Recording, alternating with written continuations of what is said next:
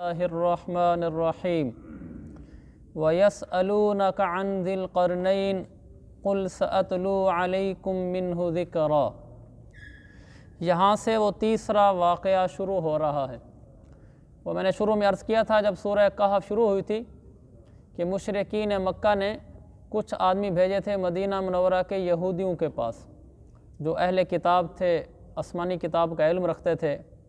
कहा कोई ऐसा सवाल बताओ कि इस शख्स से हम पूछें जिससे पता चले कि वाकई नबी है या नहीं है। तो उन्होंने कहा था 3 सवाल कर लो, अगर जवाब सही दे दें तो समझो नबी है। उनमें से एक सवाल ये भी था कि ज़ुल्क़रनैन बादशाह के बारे में बताएं, इनको कहें। और ज़ुल्क़रनैन बादशाह ये हज़रत ईसा अलैहिस्सलाम से भी पहले के हैं। तो उन्होंने ये सवाल हज़ूर अलैहिस्सलाम से किया तो अल्लाह के नबी ने फिर उनको कुरान की वही उतरी, फिर आपने उनको ज़ुल्क़रनैन का वाक़या सुनाया। उस वाक़े का मुख्तसर ख़ुलासा मैं पहले अर्ज़ कर देता हूँ, फिर इंशाअल्लाह हम आयात पढ़ते जाएंगे और तर्जमा करते जाएंगे ताकि समझना आसान हो। सबसे पहले तो ये वाज़ेह है कि ये ज़ुल्क़रनैन वो नहीं है जो हम तारीख़ की किताबों में पढ़ते हैं ना, ज़ुल्क़रनैन सिकंदर ज़ुल्क़रनैन, ये वो नहीं है। इसलिए कि सिकंदर ज़ुल्क़रनैन, जिसको सिकंदर आज़म भी कहते हैं, सिकंदर ज़ुल्क़रनैन भी कहते हैं, सिकंदर यूनानी भी कहते हैं, सिकंदर मक़दूनी भी कहते हैं। ज़्यादा हमारे यहाँ मशहूर ये है कि वो सिकंदर आज़म के नाम से कहलाया जाता है। वो जो सिकंदर आज़म ये सिकंदर ज़ुल्क़रनैन कहलाता है, वो ज़ुल्क़रनैन और है, और क़ुरान पाक जिस ज़ुल्क़रनैन का तज़किरा कर रहा है ये और है। ये वाज़ेह है।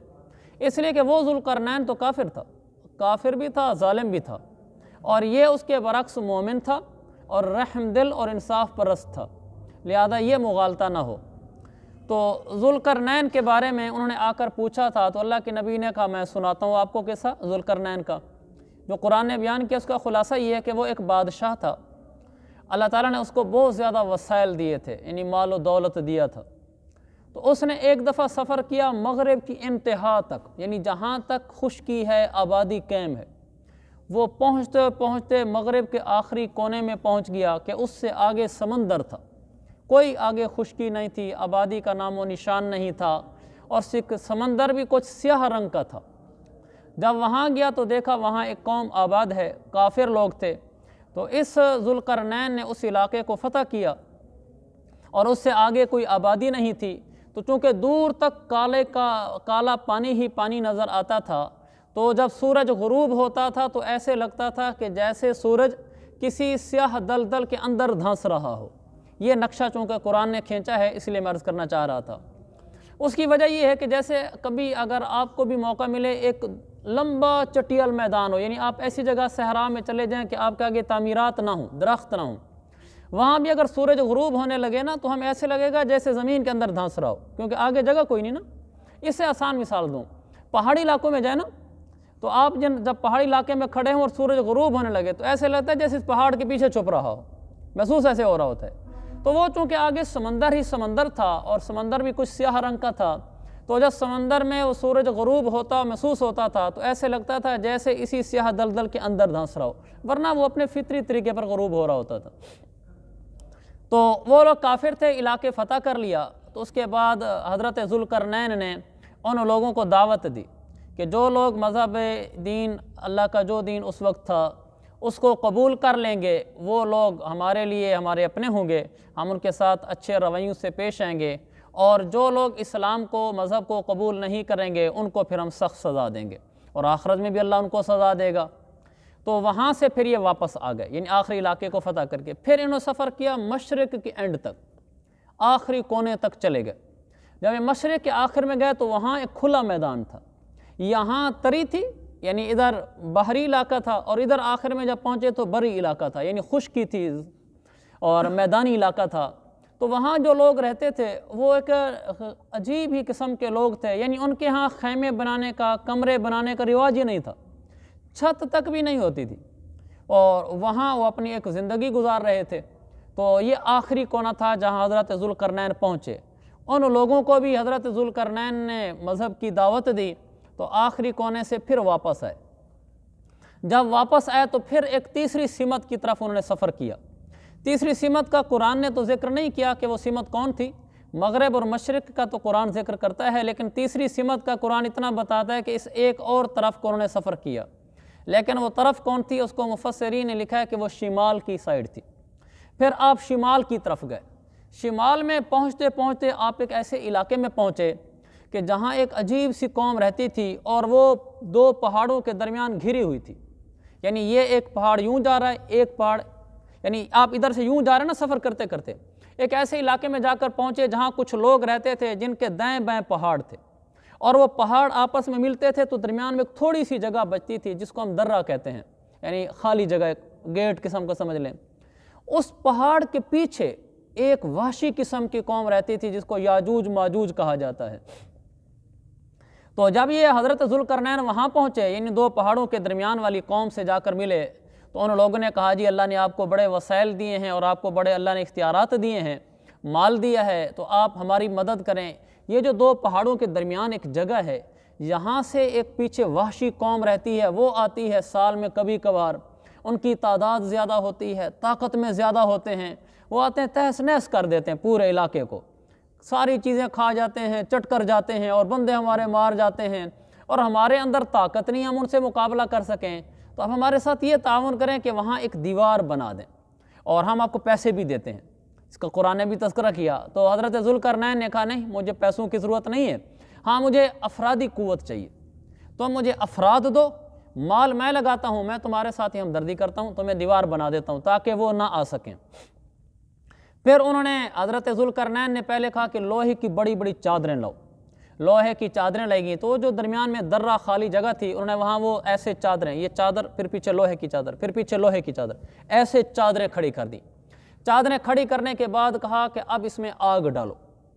آگ ڈالی تو وہ جو لوہے کی چادریں تھیں وہ تپ گئی، سرخ ہو گئی۔ جب سرخ ہو گئی تو درمیان میں تھوڑی تھوڑی خالی جگہ تھی۔ اب کہا کہ اب اس کے اندر سیسہ ڈالو پگھلا ہوا۔ اب جو اس میں سیسہ ڈالا اور ادھر سے وہ آگ سے تپ گئے تھے اور درمیان میں سیسہ ڈال کے چھوڑ دیا تو وہ سیسہ پلائی ہوئی دیوار بن گئی۔ وہ تو انتہائی مضبوط، آج کی کنکریٹ بھی اس کے سامنے کچھ نہیں ہے۔ انہوں نے اس دیوار کو اتنا اونچا کر دیا کہ اس پہ چڑھ نہیں سکتے، اور اس کو سلپری بنایا کہ اگر کوئی ویسے بھی چھلانگ لگا کے چڑھنے کی کوشش کرے تو سلپ ہو جائے۔ تو انہوں نے بڑی دیوار بنا کے چھوڑ دی اور ان کو کہا کہ انشاءاللہ اب یہ اوپر نہیں چڑھ سکتے، آپ کو کوئی نقصان نہیں پہنچائیں گے۔ پھر یہ بھی کہا کہ یہ سب میرے رب کی رحمت ہے، میرے رب کا فضل ہے کہ اس نے مجھ سے یہ کام کرایا۔ وہ دیوار بنا کر وہاں سے واپس آ گئے اور یاجوج ماجوج پیچھے رہ گئے، اب ان کے پاس آنے کا کوئی راستہ نہیں رہا، تو یہ لوگ بستی والے ان کے شر سے محفوظ ہو گئے۔ تو اس طرح حضرت ذوالقرنین نے 3 سمتوں کا سفر کیا جن کا مختصر سا خلاصہ میں نے عرض کیا ہے۔ اب باقی رہ جاتا ہے تذکرہ یاجوج ماجوج کا، جو یہاں تفصیلی نہیں ہے، تاریخ وغیرہ دوسری روایت میں ہے، وہ میں کچھ عرض کر دیتا ہوں۔ جو پیچھے قوم تھی یاجوج ماجوج، قرآن میں یاجوج ماجوج کا تذکرہ تو ہے، یہاں بھی ہے، اور سورۃ الانبیاء 17ویں پارے میں بھی ہے کہ اذا فتحت یاجوج و ماجوج، کہ ایک وقت ایسا آئے گا کہ یاجوج ماجوج آئیں گے، یہ قیامت کے قریب کا وقت ہے، اور وہ ساری دنیا میں فساد اور دنگا فساد مچا دیں گے۔ اس کے پیچھے کیا کہانی ہے کہ یاجوج ماجوج اب پیچھے بند ہیں، اب وہ وہاں سے یہاں دنیا میں آ نہیں سکتے۔ جو تاریخ کی کتابوں میں لکھا ہے وہ یہ ہے کہ وہ ہر روز آتے ہیں اور دیوار کو توڑنے کی کوشش کرتے ہیں۔ اب دیوار توڑتے توڑتے وہ قریب پہنچ جاتے ہیں کہ دیوار ٹوٹ جائے، تو ان میں سے جو بڑا ہوتا ہے وہ کہتا ہے کہ باقی کل توڑیں گے۔ وہ واپس چلے جاتے ہیں، جب اگلے دن آتے ہیں تو پھر پوری دیوار تیار کھڑی ہوئی، بڑے حیران ہوتے ہیں کہ کل دیوار بنا توڑ کر گئے تھے، تھوڑی سی بچی ہوئی تھی، آج پھر دیوار ہے۔ پھر شروع ہو جاتے ہیں، پھر وہ شام تک توڑ کے ایک حد تک پہنچتے ہیں تو کچھ دیوار باقی رہ جاتی ہے، تو ان کا سردار کہتا ہے آج واپس چلو، شام ہوگی، کل توڑیں گے۔ وہ ایسے ہی کہہ رہے ہیں ایک مدت سے۔ جب عیسیٰ علیہ السلام ادھر آ جائیں گے دنیا میں، ابھی بہت دیر ہے، تو پھر اس وقت جب ادھر وہ دیوار توڑ رہے ہوں گے تو شام کا وقت ہوگا، ان کا سردار کہے گا چلو واپس چلتے ہیں، انشاءاللہ کل آ کر توڑیں گے۔ بس جب انشاءاللہ کہیں گے نا تو اگلے دن آئیں گے، دیوار اتنی ہی کھڑی ہوگی جتنی چھوڑ کے گئے تھے۔ اب اس کو جو توڑیں گے تو اوپر سے کود پڑیں گے۔ وَمِن كُلِّ حَدَبٍ يَنْسِلُونَ، قرآن میں آتا ہے ہر اونچی جگہ سے وہ نیچے ایسے آ رہے ہوں گے، تعداد کے بیش بہا، طاقت کے بیش بہا، کوئی وہ عجیب سی مخلوق ہے۔ روایت میں آتا ہے کہ جب حضرت عیسیٰ علیہ السلام کے زمانے میں وہ دیوار توڑ کر اندر داخل ہوں گے دنیا کی طرف، جہاں یہ آبادیاں ہیں، جب یہ آئیں گے تو وہ ہر چیز کو فنا کر جائیں گے۔ جس سبزی کے پاس سے گزریں گے، پھل کے پاس سے گزریں گے، پورا درخت چٹ، جس دریا کے پاس سے گزریں گے پورا دریا چٹ، دریا خشک کر دیں گے، ایسا فساد مچا دیں گے پوری دنیا میں۔ تو لوگ حضرت عیسیٰ علیہ السلام کے پاس جائیں گے کہ ایسی وحشی قوم آئی ہوئی ہے جو تباہی پھیری جا رہی ہے، تو پھر حضرت عیسیٰ علیہ السلام اللہ سے دعا کریں گے کہ یا اللہ ان کو ہلاک فرما۔ اس کے بعد ایک وبائی مرض پھوٹے گا جو انہی کے اندر پھوٹے گا، چھوٹی چھوٹی گلٹیاں ہوں گی، وہ ان کے جسم کے مختلف حصوں پر نمودار ہوں گی۔ اسی وبائی مرض سے وہ سارے مر جائیں گے، وہ اتنے تعداد میں ہوں گے کہ زمین لاشوں سے بھر جائے گی اور ساری جگہ تعفن پھیل جائے گا، لاشیں ہی لاشیں ہوں گی۔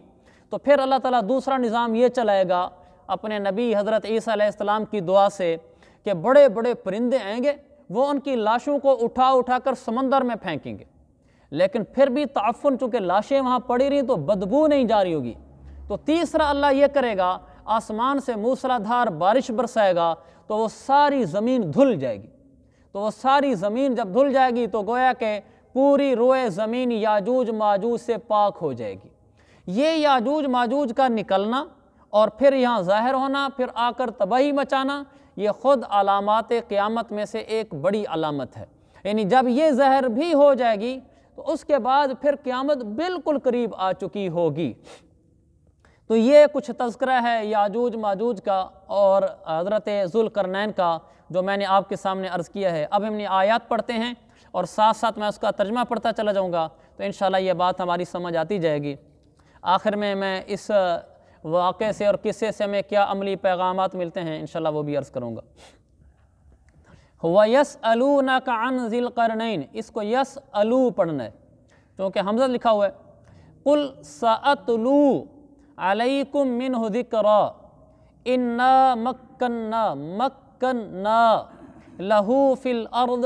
وَآتَيْنَاهُ مِنْ كُلِّ شَيْءٍ سَبَبًا فَأَتْبَعَ سَبَبًا حَتَّى إِذَا بَلَغَ مَغْرِبَ الشَّمْسِ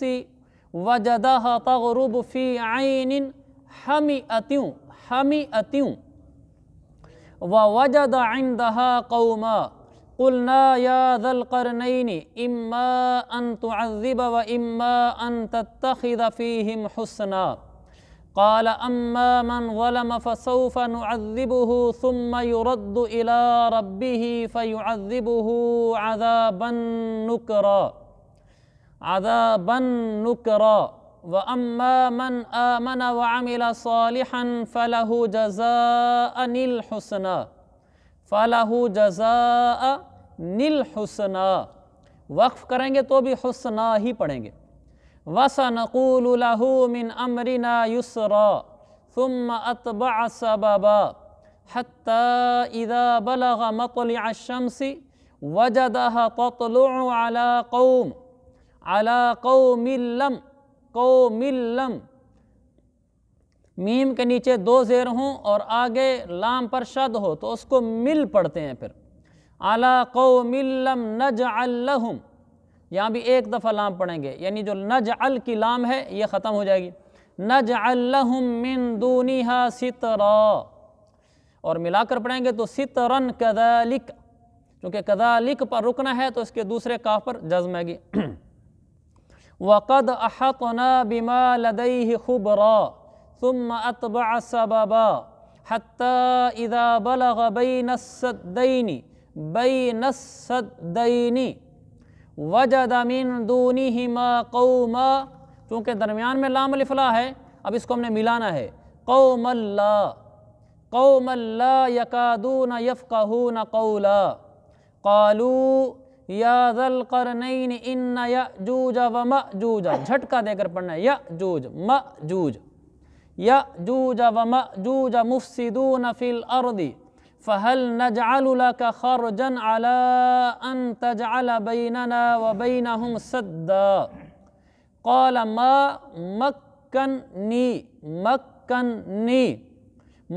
مكنني فيه ربي خير فأعينوني حمزہ بھی پڑھنی ہے عین بھی پڑھنی ہے۔ فَأَعِينُونِي بِقُوَّةٍ أَجْعَلْ بَيْنَكُمْ وَبَيْنَهُمْ رَدْمًا، آتونی، اتونی نہیں پڑھنا، آتونی زبر الحدید حتی اذا ساوا، ساوی نہیں پڑھنا، گویا کہ ساوا کے آخر میں جو یا ہے یہ لکھی ہوئی نہیں ہے، ساوا بین الصدفین قال انفخوا حتی اذا جعلہ نارا پڑھیں گے، نارا قال آتونی کھینچنا ہے چونکہ اوپر مد آ گئی نا،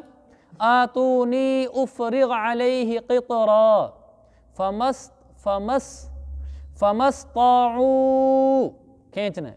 فمستطاعوا ان یظہروہ ومستطاعوا لہ نقبا قال هذا رحمة من ربی فإذا جاء وعد ربی جعلہ دکا، اس کو یوں پڑھنا ہے، آخر میں وقف ہے نا، جعلہ دکا وکان وعد ربی حقا، یہ تذکرہ تھا ان کا اس واقعے کا۔ وَيَسْأَلُونَكَ عَنْ ذِي الْقَرْنَيْنِ، میرے حبیب یہ آپ سے ذو القرنین کے بارے میں پوچھتے ہیں، قل آپ ان کو بتا دیں، سَأَتْلُو عَلَيْكُمْ مِنْهُ ذِكْرًا، میں ان کا کچھ حال تمہیں پڑھ کر سناتا ہوں، بتاتا ہوں ان کا حال۔ اللہ نے وحی اتاری نا۔ واقعہ یہ ہے کہ ہم نے اس ذو القرنین کو زمین میں اقتدار دیا تھا اور اسے ہر قسم کے وسائل دیے تھے، جس کے نتیجے میں وہ ایک راستے کے پیچھے چل پڑے، کیونکہ وسائل بہت تھے، فوج تھی، الو لشکر تھا، مال تھا، تو انہوں نے پھر ایک طرف مراد مغرب ہے، وہ مغرب کی طرف چل پڑے، یہاں تک کہ جب وہ سورج کے ڈوبنے کی جگہ پر پہنچے، جہاں سورج ڈوبتا ہے بالکل اینڈ پہ، سورج کے ڈوبنے کی جگہ پہنچے تو انہیں دکھائی دیا کہ وہ ایک دلدل جیسے سیاہ چشمے میں ڈوب رہا ہے۔ میں نے بتا دیا چونکہ سمندر وہ سیاہ شکل کا تھا اور غروب ہو تو ایسے لگ رہا تھا جیسے اسی کے اندر ہی ڈوب رہا ہو، اور وہاں حضرت ذو القرنین کو ایک قوم ملی، تو ہم نے ان سے کہا کہ اے ذو القرنین،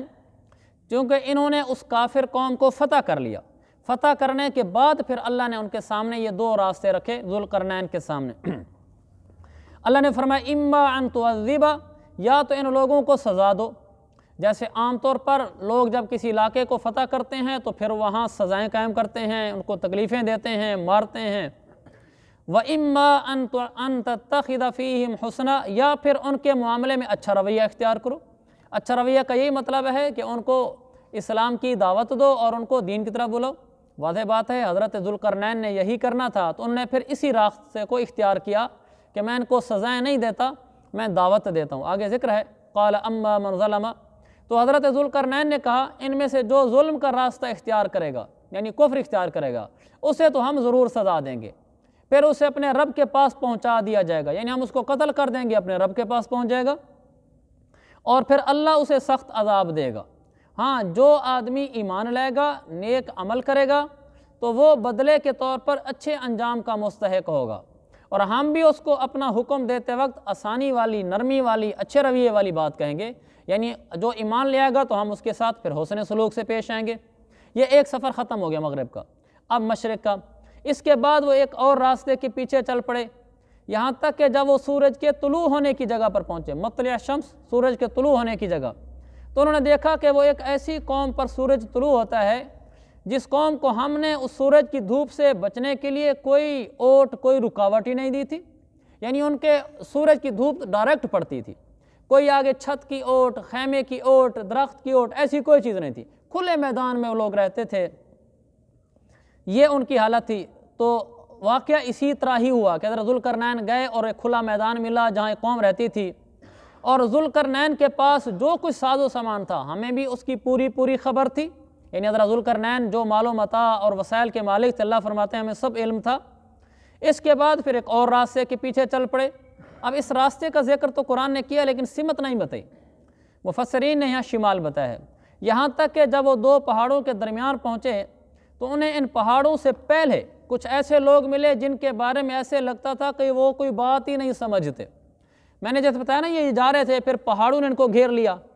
اور ان پہاڑوں سے پہلے، ان پہاڑوں کے ختم ہونے کے بعد تو وہ یاجوج ماجوج تھے، پہاڑوں سے پہلے ایک ایسی قوم ملی جن کے بارے میں ایسے لگتا تھا جیسے یہ کچھ سمجھتے نہیں کا مطلب یہ ہے کہ حضرت ذوالقرنین ان کی زبان نہیں سمجھتے تھے، وہ ان کی زبان نہیں سمجھتے تھے، تو پھر ان سے گفتگو کیسے کی؟ اس کی مفسرین نے لکھا ہے 2 وجہ ہو سکتی ہیں، یا تو کوئی درمیان میں ترجمان مل گیا کہ حضرت ذوالقرنین کو کئی زبانیں آتی تھیں، اس ترجمان کو بھی ایک زبان آتی تھی، ترجمہ ہو گیا، یا پھر اشارے کی نحو سے بات ہوئی، چونکہ جو بات ہوئی ہے وہ بات کوئی اتنی مشکل نہیں ہے، وہ یہی ہے کہ دیوار سے کوئی پیچھے چیز آتی ہے، لوگ آتے ہیں، آپ ہم اس دیوار کو بند کر دیں، یہ اشارے سے بھی بات ہو سکتی ہے۔ تو ان لوگوں نے کہا ذوالقرنین یہ جو یاجوج ماجوج ہیں انہوں نے زمین میں تباہی مچا رکھی ہے، فساد مچا رکھا ہے، تو کیا ہم آپ کو کچھ مال کی پیشکش کر دیں اس لیے کہ آپ ہمارے اور ان کے درمیان کوئی ایک دیوار بنا دیں، یعنی ہم مال دیتے ہیں، آپ کے پاس فوج ہے، آپ ہمیں ایک دیوار بنوا دیں۔ تو حضرت ذوالقرنین نے کہا اللہ نے جو مجھے اقتدار عطا فرمایا ہے میرے لیے وہی بہتر ہے، لہذا تم لوگ طاقت سے میری مدد کرو، یعنی افرادی طاقت سے میری مدد کرو، میں تمہارے اور ان کے درمیان ایک مضبوط دیوار بنا دوں گا۔ اب دیوار بنانے کا مرحلہ شروع ہو رہا ہے، تو کہنے لگے آتونی زبر الحدید، لوہے کی چادریں لے آؤ۔ تو یقیناً اس کے لیے پیسہ انہوں نے دیا ہوگا حضرت ذوالقرنین نے، باقی محنت انہوں نے کی ہوگی، یہاں تک کہ جب انہوں نے دونوں پہاڑی سروں کو ایک دوسرے سے ملا دیا، یعنی وہ لوہے کی جو چادریں تھیں، جیسے میں نے بتایا کہ ایک پہاڑ یوں ہے اور ایک ادھر سے ہے، یہ درمیان میں خلا ہے، تو انہوں نے حضرت ذوالقرنین نے لوہے کی چادریں منگوا کر ان دونوں سروں کو ملا دیا، ملانے کا طریقہ درمیان میں وہ چادریں ڈال دیں تو یہ بالکل آپس میں مل گئے، ملا دیا، اور پھر کہا کہ اب آگ بھڑکاؤ، تاکہ ان میں آگ جلائیں گے تو سرخ جل جائیں گے، آگے ہے بھی صحیح، یہاں تک کہ جب اس دیوار کو لال انگارہ کر دیا تو پھر کہا کہ اب پگھلا ہوا تانبا لو، اب یہ تانبا میں اس میں انڈیلوں گا، چنانچہ پھر وہ انڈیل دیا گیا۔ اس کے بعد دیوار ایسی بن گئی کہ یاجوج ماجوج نہ تو اس پر چڑھنے کی طاقت رکھتے تھے وَمَا اسْتَطَاعُوا لَهُ نَقْبًا، اور نہ اس میں کوئی سوراخ بنا سکتے تھے، یعنی اتنی مضبوط تھی کہ سوراخ اندر سے بنا دے، توڑ کے اندر سے آ جائیں یہ بھی نہیں کر سکتے تھے، اوپر چڑھ جائیں یہ بھی نہیں کر سکتے تھے، چڑھ اس لیے نہیں سکتے تھے کہ وہ سلپری تھی اور اونچی بھی تھی، توڑ اس لیے نہیں سکتے تھے کہ تانبا ڈال کے اندر اس کو دیوار کو بنایا ہوا ہے۔ تو جب یہ سارا کام ہو گیا تو پھر حضرت ذوالقرنین نے کہا ھذا رحمت من ربی، یہ میرے رب کی ایک رحمت ہے کہ میں نے یہ دیوار بنائی۔ تو اب یہ دیوار ٹوٹے گی تو نہیں، دیوار تو ٹوٹے گی قیامت کے قریب، تو اللہ تعالیٰ قیامت کو لانے پر قادر ہے، تو پھر میرے رب نے جس وقت کا وعدہ کیا ہے جب وہ وقت آئے گا تو وہ اس دیوار کو ڈھا کر زمین کے برابر کر دے گا، یعنی قیامت کے قریب اللہ دیوار کو گرا دے گا، یہ زمین کے برابر ہو جائے گی، اور میرے رب کا وعدہ بالکل سچا ہے کہ ایک وقت آئے گا دیوار ٹوٹے گی، یاجوج ماجوج آئیں گے اور دنیا میں تباہی مچائیں گے، آگے پھر قیامت کے قریب چونکہ یاجوج ماجوج آئیں گے تو پھر کچھ قیامت کا بھی تذکرہ ہے، کیونکہ یہاں صفحہ ختم ہو رہا ہے تو اس کو انشاءاللہ ہم کل کر لیں گے۔ یہاں کچھ 1-2 باتیں ہیں جو ہمارے سبق سے متعلقہ ہیں، وہ یہ ہیں کہ حضرت ذوالقرنین کو اللہ تعالیٰ نے مال عطا فرمایا تھا، تو جو مال عطا فرمایا تھا اس مال کے وجہ سے انہوں نے لوگوں کی مدد کی ہے، مثلا ان کی دیوار بنا دی، پیسہ خود لگایا۔ اس سے ہمیں یہ سبق ملا ہے کہ جس انسان کو اللہ مال عطا فرمائے اس کو اگر کوئی غریب آدمی کہے بھی سے جی میں آپ کے پیسے دیتا ہوں میری تھوڑی مدد کرا دو کوئی کام کرانے میں، امیر آدمی سمجھتا ہے کہ جس کام کے لیے یہ کہہ رہا ہے جی میں پیسے دیتا ہوں میرے ساتھ چلو میرا کام کراؤ، اگر امیر سمجھتا ہے کہ میں بھی پیسے لگا دوں تو میرے لیے کوئی بڑی بات نہیں ہے، تو پھر اس امیر آدمی کو چاہیے کہ یہ پیسہ لگائے اور اس غریب سے پیسے نہ لگوائے، اللہ نے اس کو دیا ہے، جیسے حضرت ذوالقرنین نے کیا، انہوں نے کہا بھی سے ہم آپ کو پیسے دیتے ہیں، کہا نہیں پیسے رہنے دو باقی میرے ساتھ چلو اور کام کرو۔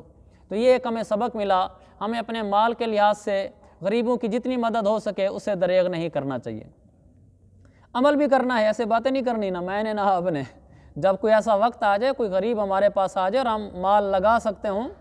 اس کو 500 کی ضرورت ہے میں 100 لگا سکتا ہوں 100 دے دوں، میں کہوں جی 100 میں لگاتا ہوں 400 آپ لگا لیں، اگر میں پورا 500 لگا سکتا ہوں میں پورا 500 لگا لوں، لاکھ کا کام ہے میں لاکھ لگا سکتا ہوں لاکھ میں لگا دوں، میں لاکھ نہیں لگا سکتا۔ مثلا غریب آدمی آ جاتا ہے جی میری بیٹی کا جہیز لانا ہے، آپ دکان پہ چلیں مجھے پہچان نہیں ہے میں سادہ غریب آدمی ہوں تو وہاں سے مجھے کچھ چیزیں لے دیں، تو آپ کہہ سکتے ہیں جی یہ فریج اور فلانی چیزیں تو میں ساری تو نہیں لے کے دے سکتا، چلو واشنگ مشین میری طرف سے ہو گئی، چلو فریج کے آدھے پیسے میری طرف سے ہو گئے یا 10,000 میری طرف سے ہو گئے،